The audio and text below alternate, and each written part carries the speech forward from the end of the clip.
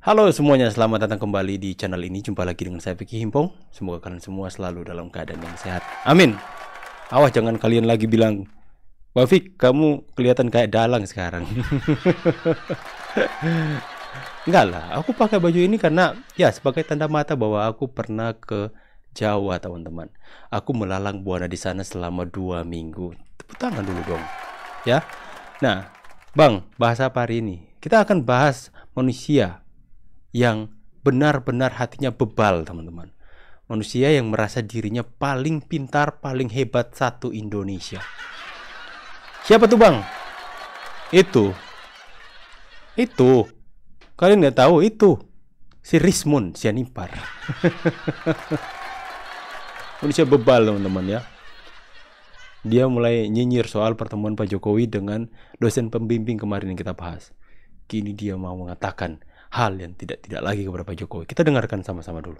Manusia bebal satu ini. Betapa seorang penipu itu selalu kok inkonsisten.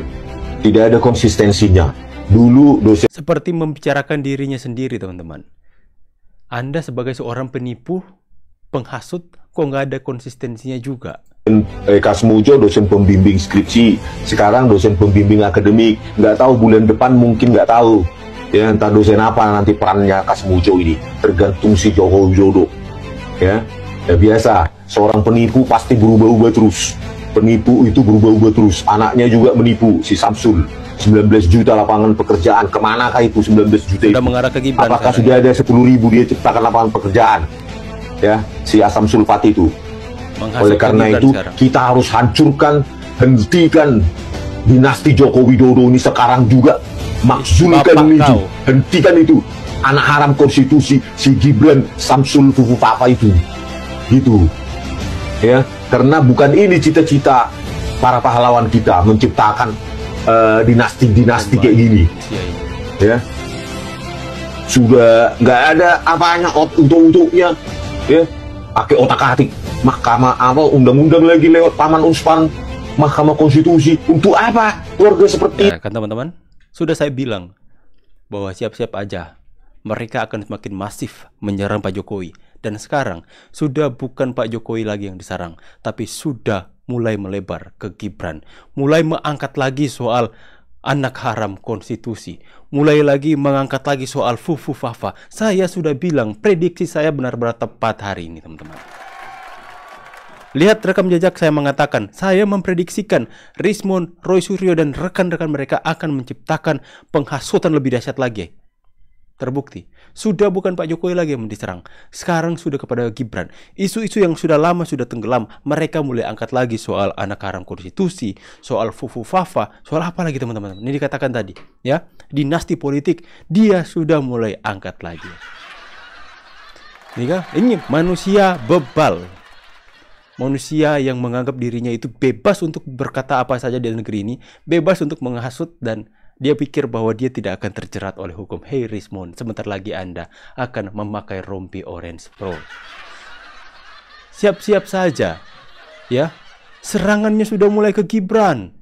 Sudah mulai ada kata-kata hujatan, kebencian, penghasutan di sana. Sekali lagi supaya masyarakat dan siapa tahu ini bisa menjadikan acuan untuk polisi untuk bisa menjadi penjerat. Hentikan itu, anak haram konstitusi. Wakil presiden yang sudah terpilih hari ini masih lagi diangkat soal anak haram konstitusi. Gibran Samsul Fufu Fafa itu. Gitu. Ya, karena bukan ini cita-cita para pahlawan kita menciptakan. Ini laki-laki kayak perempuan aja satu ini ya. Laki-laki bencong kali. Akan dinasti-dinasti kayak gini. Nah, dinasti ya, ya. Anak haram konstitusi diangkat lagi. Dinasti lagi diangkat lagi. Ya, mau menghasut teman-teman. Sudah nggak ada apanya untuk-untuknya. Ya, pakai otak-atik. Mahkamah apa, mahkamah lagi di bawah-bawah. Undang-undang lagi lewat Paman Unspan, Mahkamah Konstitusi. Paman untuk Usman, apa keluarga seperti ini dipelihara negara? Itulah yang saya katakan. Akhirnya terbukti benar prediksi saya bahwa mereka ini baru Rismon, belum yang lainnya. Mulai menyasarkan kepada Pak Jokowi. Apalagi Pak Jokowi yang kemarin sempat menunjukkan kunjungannya ke dosen pembimbingnya. Lantas dia panas langsung mengatakan bahwa Pak Jokowi itu menipu dengan tidak konsisten dan sebagainya. Dan kemudian dia mulai melebar ke dinasti politik, ke anak sampai ke anak-anak mereka katakan kita harus hentikan sekarang juga Jokowi sampai ke dinasti-dinasti politiknya. Ya, mulai ada penghasutan. Langsung dia melebar kepada Gibran, wakil presiden yang dipilih oleh rakyat hari ini. Dia mulai angkat lagi soal anak haram konstitusi. Dia mulai angkat lagi soal dinasti politik, angkat lagi soal di mahkamah, angkat lagi soal fufu fafa. Benar kan? Jadi Rizmon Sianipar ini adalah manusia bebal, teman-teman. Bukannya semakin introspeksi diri sebentar lagi akan tersangka. Bikin katal hidung aja kau Rizmon. Bukannya introspeksi diri, sadar diri, malah makin menjadi-jadi. Silakan Anda keluar-keluar, silakan Anda mau katakan apa saja ke Pak Jokowi. Nanti waktu yang akan membuktikan. Orang ini merasa dirinya tidak akan terjamah hukum. Makanya seenak udelnya untuk mengatakan hal-hal yang menyesatkan, hal-hal yang menghasut, hal-hal yang memprovokasi masyarakat. Rizmon Sianipar nggak ada tuh tobat-tobatnya. Jangan-jangan ya, karena kan kemarin ada dugaan ijazahnya palsu. Jangan-jangan Anda keluar-keluar hari ini hanya menutupi penipuan dan kejahatan Anda, hai Rizmon Sianipar. Tapi yang sayangnya banyak orang percaya. Yang menjadi pertanyaannya, yang menjadi hal yang sangat disayangkan, banyak pengikutnya yang percaya, banyak pengikutnya yang benar-benar sangat mengidolakan dan mengatakan terus berjuang Rizmon Sianipar. Terus berjuang sampai dijeruji besi. Itu baru bilang berjuang terus Anda sampai hukum menjerat Anda. Orang seperti ini saya pikir sudah cukup ya, diberikan kesempatan untuk berbicara seluas-luasnya. Ya, sudah cukup. Karena masyarakat benar-benar diresahkan dengan orang seperti Rizmon ini. Seolah-olah ya tidak ada satupun kekuasaan di Indonesia, bahkan di dunia, yang bisa menjeratnya. Sangat-sangat percaya diri, sombong ya. Sangat-sangat merasa diri lebih hebat dari siapapun. Makanya dia, coba kalian orang penipu itu selalu kok inkonsisten, tidak ada konsistensinya. Dulu dosen Kasmujo, dosen pembimbing skripsi, sekarang dosen pembimbing akademik. Nggak tahu bulan depan mungkin nggak tahu ya, entah dosen apa nanti perannya Kasmujo ini, tergantung si Joko Widodo ya. Ya biasa, seorang penipu pasti berubah-ubah terus. Anda yang berubah-ubah ya, fokus saja di ijazah palsu yang Anda tujukan kepada Pak Jokowi hari ini. Ya, kenapa penipu seperti Anda mau berubah-ubah? Sekarang sudah mengarah kepada Gibran.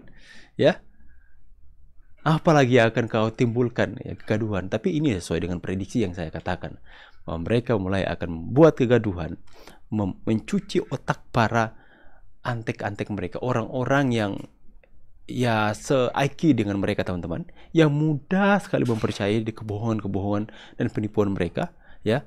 Mereka mau hasut untuk menciptakan keributan lebih lagi. Aduh, memang ini manusia benar-benar bebal. Manusia paling bebal di Indonesia mungkin si Rizmon Sianipar ini.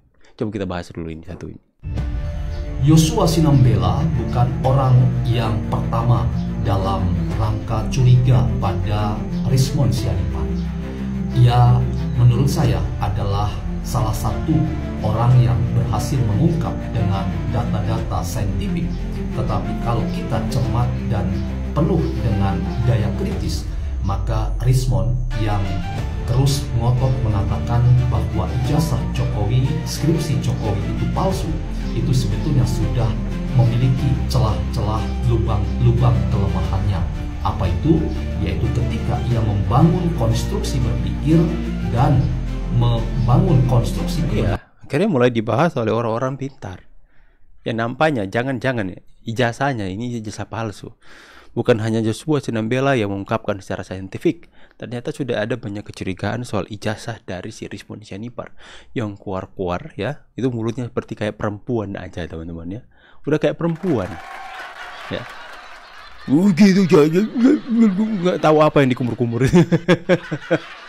Ya, manusia bebal memang. Ya, tapi seperti itu. Ya, kita nanti lihat saja. Jangan sampai, pokoknya jangan sampai Anda pakai baju orange, hai Rizmon. Ya, kita akan tertawa berjamaah. Kita Indonesia akan mengucap syukur satu nasional.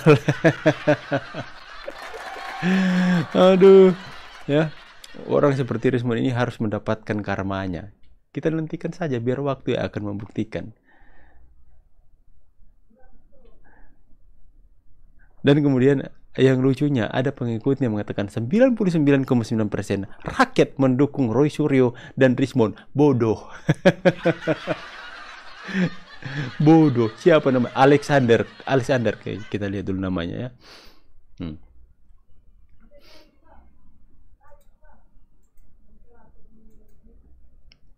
Aku tunjukkan dulu komentarnya ya. Nah, ini Alexander. 99,9% rakyat mendukung Roy Suryo dan Rismon CS. Ya. Oh, masuk Goa. Sorry, saya salah mengerti berarti. Ternyata maksudnya, soalnya saya nggak baca endingnya ya. Ternyata katanya 99,9% mendukung ternyata Roy Suryo dan Rismon CS masuk Goa, maksudnya masuk penjara, teman-teman. Ya, kita nantikan saja ya, manusia-manusia bebal itu masuk ke penjara. Oke ya, karena sudah mulai menciptakan kebohongan baru lagi. Saya pamit dulu, teman-teman. Wait a minute, saya mau berikan pengumuman kepada kalian. Tadi Bang Agri itu podcast sama Mr. Q, ya, Bang Kodari, teman-teman. Ya, dan kemudian mungkin lewat Bang Kodari, YouTuber Nusantara bisa bertemu RI1. Wow, RI1 nggak ada, teman-teman. Semoga kita bisa mendapatkan undangan di istana. Tepuk tangan dulu. YouTuber Nusantara semakin maju untuk mengawal pemerintah dan Pak Jokowi. Ya, nantikan saja video podcast dari Mr. Q dan Bang Agri yang mewakili YouTuber Nusantara. Saya pamit dulu, see you on the next video and God bless. Bye guys.